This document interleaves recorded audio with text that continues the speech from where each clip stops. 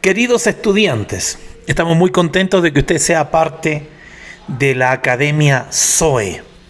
Una academia que tiene como objetivo activar ese río de Dios por medio de remas, palabras específicas. No se olvide que Zoe no es una academia apenas teológica, secuencial, sino que el primer curso tiene como propósito que por medio de remas, recuerde lo que dice la Biblia, el que cree en mí, como dice la Escritura, como dice el rema, de su interior correrán ríos de agua viva. Por eso las dos primeras clases que usted acaba de tener son temas que tratan de, por medio de una revelación, dimensionar lo que Cristo es y lo que Cristo hizo por nosotros. También la palabra dice que no solo de pan vivirá el hombre, sino de toda palabra, y ahí se vuelve a usar la palabra rema, que sale de la boca del Señor. El logos, que es toda la Biblia, según este versículo, no genera vida, genera conocimiento. Es el rema, es la palabra específica para la persona específica, es cuando la palabra cobra vida. Recuerda que la letra produce muerte, pero el espíritu produce vida, vivifica. Zoe, que es el nombre de la academia. ¿Por qué era tan importante en la primera semana, por medio de la Escritura, revelarte la importancia de lo que Cristo hizo y es por nosotros? Porque tú puedes conocer el árbol de la vida, dimensionar el árbol de la vida, cubicar el árbol de la vida. Puedes contar las hojas del árbol de la vida, pero nunca comer el fruto del árbol de la vida. Interesante que la serpiente estaba en el árbol del conocimiento. Tener conocimiento no es malo, pero es más bueno disfrutar de la vida sobrenatural, que es lo que el Señor prometió. El que cree en mí, como dice la Escritura, de su interior correrá ese río fuerte, poderoso. Ahora, hemos de alguna manera encarcelado, limitado lo que Jesús hizo en la cruz por nosotros solamente a un proceso de salvación. Y eso es un gran error, querido estudiante. Jesús no solo muere en la cruz para salvarnos, y eso es lo que necesitamos hoy día entender. Comencemos desde el principio. Génesis capítulo 1, versículo 26, dice así: hagamos al hombre a nuestra imagen y nuestra semejanza, y señoree sobre los peces del mar, sobre las aves de los cielos. Pero me interesa a mí que hoy día, estudiante, entendamos solo la primera parte del versículo. Hagamos al hombre a nuestra imagen y semejanza, y señoree, y gobierne. La palabra hebrea es radá. Y esto es muy interesante, que radá aparezca luego de la condición. La condición para que gobierne, para que ejerza autoridad, es ser hecho conforme a la imagen y semejanza. Mientras más imagen y semejanza tenga, más autoridad desarrollará en las diferentes dimensiones de su vida. El mensaje equivocado acá que muchos predicadores tomaron era: vaya, gobierne, y Dios lo puso para gobernar en las naciones, en su trabajo. Sí, pero está condicionado a ser hecho a la imagen y semejanza de Jesús. Ahora, escuche esto. La palabra imagen en hebreo es teselem, y significa apariencia. Cuando el Señor planteó hacer al hombre a su imagen, es que la gente, al vernos a nosotros, reflejemos a Dios. Que por medio de nuestras acciones, actitudes, respuestas, todo lo que nosotros mostramos hacia afuera, teselem, imagen, se parezca y refleje y predique a Cristo. Eso fue el plan original, Génesis 1:26. Pero Génesis 1:26 no se queda en la apariencia, no se queda en que todo lo que yo haga en mi vida refleje a Jesús, sino dice también semejanza. Y la palabra semejanza es demut. El Señor no solamente quiere que por fuera te parezcas a Jesús, sino que por dentro, dominio propio, pensamiento. ¿Se ha dado cuenta que uno habla mucho con uno mismo? Alguien dijo por allí, de la única persona que no podés escapar es de ti mismo. Porque tú todo el tiempo estás hablándote, todo el tiempo estás razonando. Cuando te acuestes en la noche, te duermes pensando, te levantas pensando, caminas pensando. Bien, ese hombre interior, así lo llama la Biblia, es demut. El hombre interno, semejanza. Eso quiere decir que el propósito de Dios fue crear al hombre. Por fuera se parece a Cristo, pero por dentro también se parece a Jesús. Ahora, esto es crucial porque tiene que ver con señorear, con gobernar, con ejercer autoridad, con alcanzar metas. Mientras más te parezcas a Jesús. ¿Por qué estamos diciendo que debe parecerse a Jesús? Porque Romanos 8:29 dice lo siguiente. Dice: porque lo que antes conoció,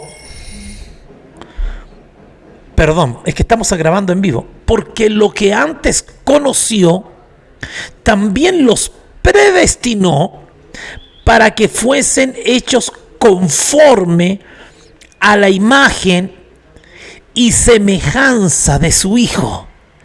Esto es interesante, porque la palabra imagen allí es eikon, y la palabra eikon significa imagen y semejanza. O sea, Romanos 8:29 es Génesis 1:26. ¡Wow! Repito lo que acabo de decir. Romanos 8:29 es Génesis 1:26. ¿Qué es lo que está diciendo Romanos 8:29 para que usted lo pueda procesar, querido estudiante? Está diciendo que usted fue, antes de que fuese formado en el vientre de su madre. Por eso dice, porque a los que antes conoció, cuando usted era un pensamiento, la Biblia dice que somos hechura suya. La palabra hechura es poema o poema. Cuando el Señor pensó en ti, pensó de tal manera en que por medio de un proceso llegases a ser a la imagen y semejanza. Aquí dice predestinados para que fueran hechos conforme a la imagen y semejanza de su Hijo. Wow, usted debería estar saltando, estudiante. Cuando a nosotros se nos revela este versículo, todo lo demás se cae. Todas las bendiciones, todos los procesos, todos los desiertos, todo lo que rodea tu vida está allí para que por medio de ese proceso te llegues a parecer a Jesús, al Hijo del Padre. Voy a volver a repetirlo porque esto, querido estudiante, se te tiene que grabar en tu espíritu. Naciste para ser hecho a la imagen y semejanza de Jesús. Esa es la meta. Ese es el propósito, ese es el final de la vida. Que tanto por fuera, imagen y semejanza. Te estoy hablando del centro del Evangelio. Te estoy hablando de algo más allá de tener un apartamento, de tener una casa, de alcanzar. No. Esto es el todo por el todo. Dios está trabajando en ti para que te parezcas por fuera y por dentro a su Hijo. Yo quiero pedirte por favor que hagas un alto y abras la Biblia en Romanos 8:29 y la cotejes, la compares con Génesis 1:26. Nos hemos enfocado en las añadiduras. Nos hemos enfocado que solamente Cristo murió para salvarnos. Pero aquí nos está revelando algo más profundo que la salvación en sí. Nos está revelando que aún la salvación es el inicio del proceso de llegar a parecernos a Cristo. ¡Wow! O sea, el propósito de Dios es gobernar por gente que se parece a Él. ¿Lo logra entender? Si usted considera todas las añadiduras, se quedan acá. Usted no se lleva nada después de muerto de las añadiduras. Lo único que realmente vale la pena en esta vida tiene que ver con la eternidad. Y la eternidad no nos cabe en la cabeza. Tienes hijos y aún tus hijos se van a ir de la casa. Tienes un esposo o una esposa, aún eso en algún momento va a partir con el Señor. Lo único que tiene que ver con algo de suma importancia para Dios es que Dios va a usar todo para que te parezcas a su Hijo. ¿Por qué sabemos que es por medio de un proceso que llegas a parecerte a Cristo? Porque la palabra hechos conformes, y esto es muy importante, en griego es sumorfos. Sumorfos. Y la palabra sumorfos quiere decir proceso. Tomar la forma por medio de un proceso. Morfos, sum, por medio de un proceso tomar una forma determinada. Como Romanos 8:29 termina diciendo conforme a su imagen y semejanza, eikon, griego eikon, a su Hijo, entendemos que es por medio de este proceso que terminas pareciéndote a Él. Ahora, la iglesia es el instrumento que usa el Espíritu Santo para que tú llegues a parecerte a Cristo. Déjame leerte Efesios 4, porque de nuevo, no, es que voy a adorar al Señor. ¿A dónde? A la iglesia. Y el problema es que nos centramos en 4 paredes, pero la iglesia es la herramienta principal que el Espíritu Santo va a usar para convertirte a ti en alguien que se parece a Jesús. Mire lo que dice Efesios 4. Dice así. Dice en el versículo 11: y él mismo constituyó a unos apóstoles, a otros profetas, a otros evangelistas, a otros pastores y maestros. En otra clase les vamos a enseñar por qué los 5 ministerios siguen vigentes. Él mismo los constituyó a fin de perfeccionar a los santos. A ver, déjame explicarte. Este eres tú. Este es el santo. Efesios 4:11 está diciendo que Dios constituyó los 5 oficios o los 5 ministerios. Léalo, por favor. A fin de perfeccionar al santo para que sirva a santos. Dice, para la obra del ministerio. La palabra ministerio es laos ergom. Ergom en griego es pueblo, laos servicio. O sea, que Dios tiene los 5 ministerios para perfeccionarte a ti. Es una pobre visión ir a la iglesia porque voy a adorar, voy a ofrendar y voy a diezmar y estoy adorando. La gente que tiene esa visión de la iglesia antes era católica y solo se cambió de religión. La iglesia es un organismo organizado, no es una organización. Y dentro de la iglesia, tú comienzas a congregarte y a servir para que los 5 ministerios comiencen a perfeccionarte. Repito, para que los 5 ministerios comiencen a perfeccionarte. La palabra griega es catartismo y significa formar. Significa calificar, disciplinar y perfeccionar. Repito, te estás congregando para que por medio de los ministerios u oficios ya establecidos, tú seas formado.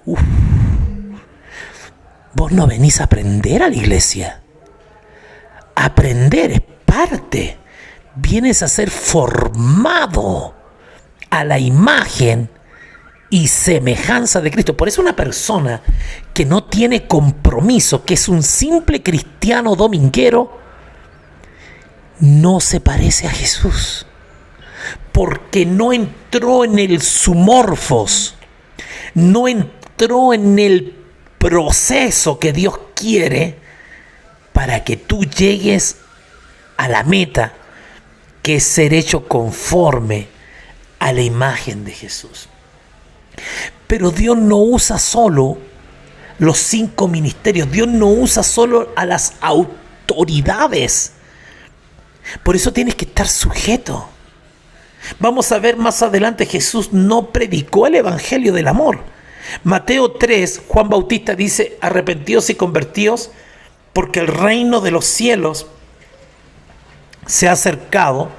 Y Mateo 4 dice que Jesús predicaba el evangelio del reino. La palabra evangelio significa buenas nuevas, pero del reino, la palabra reino es basileia, lo vamos a ver más adelante, y significa gobierno y autoridad. Miles Monroe dijo en algún momento: ¿quién predicó Jesús? Él predicó el mensaje de las buenas nuevas, es que se acercó el gobierno. ¿Por qué esto es importante? Porque sin sujeción a las autoridades que Dios puso, sin sujeción a la autoridad de Dios sobre tu vida, no hay formación. Sentarte a escuchar un mensaje los domingos no significa que estés sometido a la autoridad del reino. Jesús predicó el evangelio del reino, porque la meta es que por medio de un proceso te llegues a parecer a Jesús. Sí, el mismo que estudiaste la semana pasada, el que estuvo 6 horas en la cruz, el que se hizo obediente, te parezcas a Cristo, quien es realmente la verdad eterna del Padre. Jesús no dice: aprendan de mí a orar y ayunar. Jesús dice: aprendan de mí, que soy manso y humilde. O sea, si Jesús hoy día se presentara, te diría 3 cosas. Primero, aprendan de mí. Yo soy el modelo. Yo soy el diseño original. Yo soy el propósito de Génesis 1:26, que se revela con nombre y apellido en Romanos 8:29. Por eso la primera semana, el propósito fundamental es que se te revele en otra dimensión Jesucristo, por medio del cual fueron creadas todas las cosas, y a quien el Señor constituyó heredero de todo, y a quien el Padre puso como meta. La meta es parecerse a Cristo, y la iglesia tiene como propósito fundamental convertir a cada cristiano en alguien que por fuera y por dentro se parezca a Jesús. Aquí tenemos 3 elementos importantes de formación. El primer elemento importante es la sujeción a nuestras autoridades dentro de la iglesia para que nos formen, no para que nos entretengan. Hay mucho ministro que no quiere hacerse drama, que no quiere corregir, que no quiere formar a la gente, y eso es un daño enorme. Porque no hacerse problema para no pasar malos momentos o el peligro de que la persona se vaya. Estamos hablando de correcciones con amor, con cariño, no esas brutas así de frente. No, pero si no hay corrección, no hay formación. Ay, apóstol, claro, mira lo que dice, mira a tu hijo. Vos podés amar a tu hijo, pero una eternidad incalculable, pero te toca formarlo. Y esa fue la idea del Señor, que tú vinieras a la iglesia, te conviertes a Cristo, salvación, ¡pum! Ahora comienza la formación, salvación y formación. La salvación es un suceso, la formación es un proceso. Cuando la materia prima ofrece resistencia, el proceso se alarga. Gran parte de tu proceso de dolor se ha alargado porque no te has rendido para llegar a parecerte por dentro y por fuera a Jesús. El problema de que Dios no responda se debe a los cristianos infantiles. Gálatas capítulo 4 versículo 1 y 2. Mientras el heredero es un niño, en nada se difiere de un esclavo o de un mundano, sino que está sujeto a tutores y curadores. Revisalo, Gálatas 4 de 1 al 2. Sino que está sujeto a tutores y curadores hasta el tiempo señalado por un padre. Esa palabra padre no es Dios, es pater en griego y significa literalmente un padre espiritual. Repito, significa literalmente un padre espiritual. Y aquí saltamos al segundo elemento del proceso. El primer elemento es estar sujeto a las autoridades que Dios puso dentro de la iglesia para que las autoridades te formen. Limitamos la iglesia al conocimiento. Fui y aprendí Gálatas. Fui y aprendí Génesis, fui y aprendí de los 66 libros, fui y aprendí del Pentateuco, estoy estudiando Apocalipsis. El rema del Señor por medio de tus autoridades comienza a formar tu carácter por dentro y por fuera. Y ese es el propósito. Es muy triste ver gente que está sufriendo dentro de la iglesia porque nadie les dijo que el proceso va a durar hasta que se parezcan a Cristo. Y Jesús dice: aprendan de mí. ¿Qué cosa ahora? No, que soy manso y humilde. Para el Señor es más importante que te parezcas a Jesús que tu propio ministerio, que tu prosperidad y que tu bienestar. Porque el Padre va a tener que pasar una eternidad contigo. Yo quiero pedirte algo. Escucha este mensaje 100 veces. Escucha este estudio 100 veces, querido estudiante. Porque si te rindes al proceso, se te suelta la bendición eterna. Se te libera todo lo que el Padre tiene para ti. Entonces el primer elemento de formación son las autoridades de la iglesia, porque vienes a la iglesia no aprendí Apocalipsis, no, vienes a la iglesia a ser formado. Efesios capítulo 4, 11 y 12, y él mismo constituyó apóstoles, profetas, pastores, evangelistas y maestros a fin de formar al creyente para que sirva a creyentes. Cuando eres formado en las autoridades de tu iglesia, no sobada la espalda, mirá, está bien, no, formado con amor. Uno no mata a un hijo cuando comete un error. Cuando un hijo comete el error, el padre da su vida por su hijo. Esto no es una formación militar donde pague 30, no, esta es una formación donde el padre espiritual da la vida. Recuerda lo que dice Gálatas capítulo 4, versículo 1 y 2. Tienes que tener la Biblia mientras estamos estudiando. Dice: sino que el niño espiritual está sujeto a tutores y curadores hasta el tiempo señalado por un padre. Y la palabra es pater, que se traduce en las Biblias TLA o TDA, o algunas NTV también, algunas versiones NTV como padre espiritual. Ahora, aquí saltamos a otro principio. El primer elemento son las autoridades de tu iglesia. el proceso que tienes que sujetarte. No, es que yo me congrego los domingos. Ahí no hay proceso. Repito, ahí no hay proceso. Necesitamos tener el proceso de la formación. Pero ahora aparece otro elemento, que es el Padre espiritual. Usted me va a decir a mí que Jesús dijo: a nadie llaméis Padre. Eso aparece en los 4 evangelios. Pero cuando Jesús dice eso, no existe la iglesia. La iglesia nace en el aposento alto. Nace un par de años después, en el aposento alto. No sé si lo logra entender. No existe la iglesia.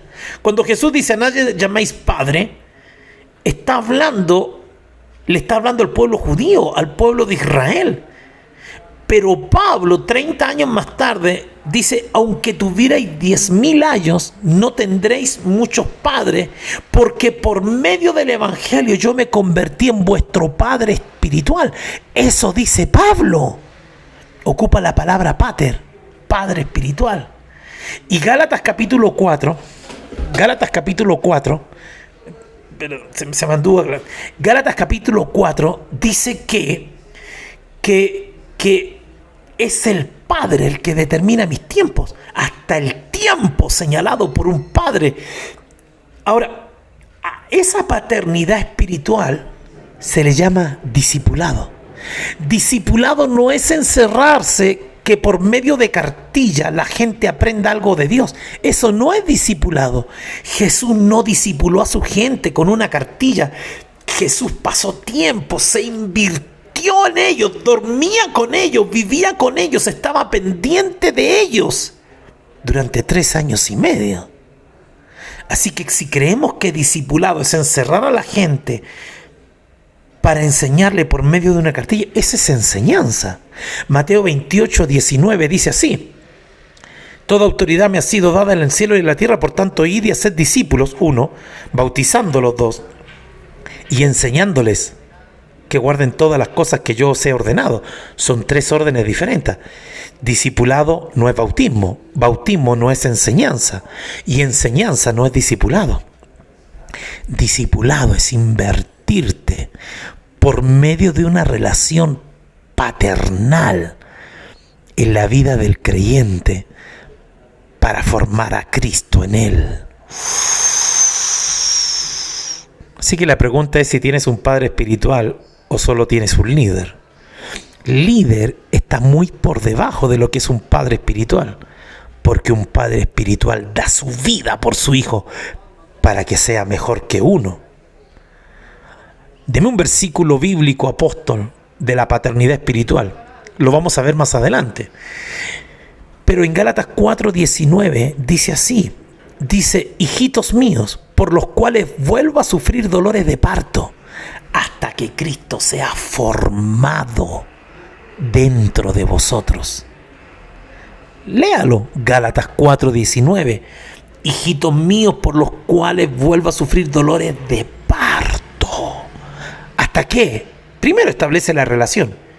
Hijitos míos, son mis hijos espirituales. Aleluya. Yo por mis hijos doy mi vida. Algunos se portan medio mal, pero pao, y toca seguir adelante. Y cuando caen me toca estar allí para hacerles nanay, hacerles amor, cariño. Pues son mis hijos, yo no los puedo desechar porque cometieron el error.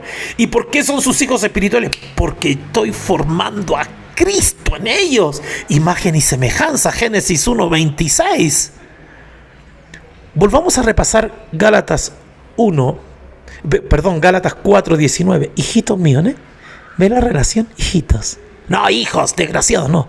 Hijitos, amor, cariño. Pablo se está parando como un padre espiritual que va a dar la vida por sus hijos. Jesús fue así con sus discípulos, por los cuales vuelvo a sufrir dolores de parto.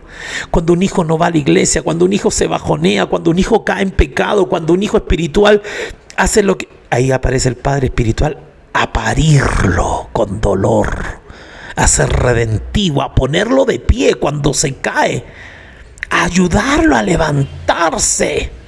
La diferencia entre la religión y el cristianismo o la verdadera fe es que la religión, el hombre peca, Dios me va a castigar. Mi padre me va a castigar. La fe, caí. Necesito a mi padre más que nunca. Lo repito. La diferencia entre la religión y la relación con Dios es esta. La religión, caí, mi padre me va a castigar. La relación, caí, necesito a mi padre más que nunca. Ir a ser discípulos no es la visión de algunos pastores, pero hay que ser muy cara dura para creer que nosotros tenemos derecho a cambiar el evangelio de Cristo. Esto no depende que sea la visión de un pastor. Esto es una orden de Jesús para toda la iglesia. Jesús nos mandó a hacer culteríos, culto tras culto, tras culto, tras culto. Jesús dijo, vayan y hagan discípulos. ¿Por qué tenemos que hacer discípulos? Porque por medio de un amor de un Padre espiritual que va a sufrir dolores de parto, Cristo será formado en ellos, hijitos míos, por los cuales vuelvo a sufrir dolores de parto hasta que Cristo sea formado en ustedes. El propósito del discipulado es formar a Cristo en el corazón de los hijos espirituales, no formarme yo, no hacerme ver como el ídolo que la gente debe seguir. No. Nosotros no buscamos fans, nosotros buscamos hijos espirituales para dar nuestra vida por ellos, para formar a Cristo en ellos, que no cometan los errores, que aprendan de las equivocaciones nuestras, para que ellos sean 100 veces mejor que nosotros. Eso es discipulado. Jesús le dijo a sus discípulos, los que creen en mí, mayores cosas haréis que yo. Mayores cosas. La sombra de Pedro sanaba y la sombra de Jesús no sanaba, solo la de Pedro. Porque eso es el principio de la paternidad espiritual o del discipulado, que no es enseñanza.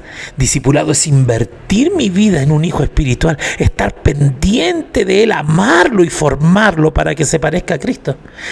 Apóstol, no me convence tanto lo que es discipulado. Bien, déjame leerte lo que dice Hechos 11:26. Hechos 11:26 dice así: el que en la iglesia de Antioquía a los discípulos, Jesús dijo ir a ser discípulos, hijos espirituales, aprendices, matetes, se les llamó cristianos por primera vez. Bien, la palabra cristiano significa pequeño Cristo, un pequeño Cristo. ¿A quién se les empezó a llamar pequeños Cristos? A los discípulos. Y Jesús dijo, vayan y hagan discípulos. O sea que el resultado del discipulado, el resultado de tener un hijo espiritual, el propósito, la meta, es Génesis 1:26 y Romanos 8:29. Que se parezca a Jesús. Que se parezca a Jesús. Que sea manso y humilde como Jesús. Que sea obediente como Jesús. Que esté dispuesto a dar su vida por otros como Jesús. Cuando Dios restaura a Pedro, le dice, ¿me amas? Sí, me amas, apacienta mis ovejas. Jesús, servicio, Jesús, sacrificio, Jesús, obediencia, Jesús, mansedumbre, Jesús, humildad, Jesús, carácter de Cristo, Jesús, perdonador, Jesús. Escuche esto, piensa en esto. A los discípulos se les llamó por primera vez pequeños Cristos. O sea que el segundo elemento de formación es discipularlos, tener hijos espirituales para que se lleguen a parecer a Jesús. Y ese fue el éxito de la iglesia primitiva, que por medio del discipulado lograron convertir a cada creyente en un pequeño Cristo. Si tú entiendes que esa es la meta, te vas a evitar mucho dolor. Y el tercer principio para ser formado a su imagen y semejanza es ríndete. Deja de pelear con todo el mundo. Deja de presentar oponencia. Deja de luchar con tus autoridades, con tu padre espiritual. Tienes que rendir tu vida. Eso significa convertirse a Cristo, rendir tu vida a Jesús. Dejar de ser tan enojón, tan mal geniado, tan dependiente de tus emociones. Pablo dice, ya no vivo yo, sino que Cristo vive en mí, mi esperanza de gloria. Ríndete. Algunos van a escuchar este estudio y van a pelear. No, es que no estoy de acuerdo. Está bien, si tú crees que parecerse a Cristo no es la meta, te va a tocar seguir estrellándote en la vida. Pero cuando se te revela Génesis 1:26, imagen y semejanza, Romanos 8:29, que hemos sido predestinados para ser hechos zoomorfos por medio de un proceso que comienza el día que me convierto a Cristo y lo declaro el Señor, mi Rey. Vamos a hablar de eso más adelante. Proceso que comienza cuando me someto a las autoridades que Dios puso en la iglesia, cuando me someto a un discipulador, a un padre espiritual que forme a Cristo en mí, y cuando me someto a la persona del Espíritu Santo y dejo de pelear con todo el mundo. La iglesia evangélica es la única en el mundo que una persona lleva un año y porque leyó algo de la Biblia se convierte en maestro. Yo me demoré 42 años. Saqué mi carrera secular. Luego estudié 6 años en el seminario. 5 de esos 5 de lunes a sábado. Después tomé todos los cursos habidos por haber. Saqué un doctorado en una universidad y saqué una especialización en psicología familiar. Y aún así, ese conocimiento me hubiera hecho altivo sin mi proceso de formación. Por eso es importante que cada uno de nosotros esté bajo cobertura. Yo con 42 años de cristiano sigo estando bajo cobertura. Y mi cobertura me sigue formando. Apóstol, ¿cómo? Claro,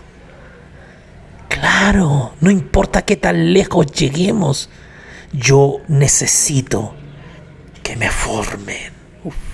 ¿Por qué?